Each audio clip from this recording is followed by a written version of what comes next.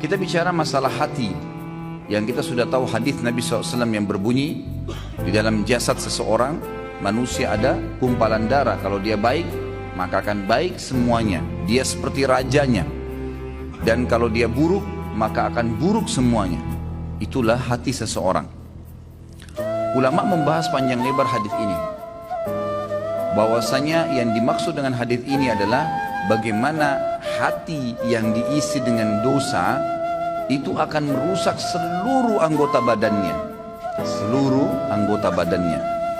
Jadi kalau misal ada satu saja penyakit hati, apa saja sifatnya, baik itu riya kah, iri dan dengki kah, apa saja, maka dipastikan itu akan merusak anggota tubuh dia. Artinya dari sisi penampilannya pun akan terganggu. Mukanya, paras wajahnya akan berubah.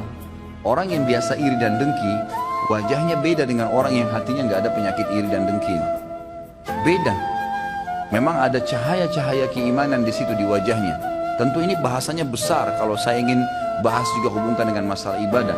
Tapi kita cukupkan dengan masalah penyakit hati yang memang dari penyebab anggota tubuh seseorang selalu terjerumus dalam dosa. Efek besar sekali terhadap hati yang diisi dengan kemaksiatan itu akan berpengaruh kepada fisik dia, dari rambut sampai ke kaki. Subhanallah, pada saat ulama hadis dengan pekahnya menjelaskan kenapa Nabi SAW pada saat meninggal, mohon maaf ini kalau teman-teman yang punya uban, gitu kan? Tapi kita bicara tentang Nabi SAW. Nabi SAW waktu meninggal tidak memiliki uban kecuali 3 lembar. Umurnya 63 tahun. Ini mungkin kalau orang cuma baca sepintas, oh Nabi SAW memang tidak ada ubannya. Tidak ada sesuatu yang penting bagi dia kalau dia tidak kaji lebih dalam. Tapi kalau kita kaji lebih dalam sebagaimana sebagian ulama hadis, mereka mengatakan apa sebabnya Nabi SAW tidak memiliki uban kecuali 3 lembar di umur 63 tahun.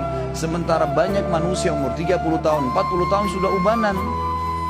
Dan secara ilmiah terbukti uban itu datang karena banyaknya beban pikiran.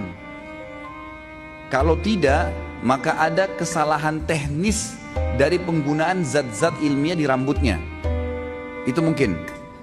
Jadi kalau kayak sekarang gonta ganti sampo mungkin atau apa saja itu juga bisa jadi pemicu. Tapi umumnya orang yang selalu beban pikirannya banyak, apalagi kalau berhubungan dengan penyakit hatinya, iri dan dengki, selalu hasut dengan orang. Kok bisa ya dia dapat jabatan, kok bisa ya dia punya mobil, kok bisa ya dia punya istri seperti itu, suami seperti itu ubannya luar biasa tuh. Mohon maaf kalau yang punya uban ya, saya bukan menyinggung, tapi ini sebuah penelitian ilmiah. Kenapa Nabi SAW seperti itu keadaannya, gitu kan? Ternyata ada penelitian yang dihubungkan dengan teknologi sekarang, itu berhubungan sekali. Nabi SAW dikatakan dalam hadis Bukhari oleh Aisyah radhiyallahu anha, Nabi SAW tidak pernah marah, kecuali hukum Allah dilanggar. Kalau yang berhubungan dengan urusan dunia, nggak pernah beliau marah. Lebih banyak memaafkan.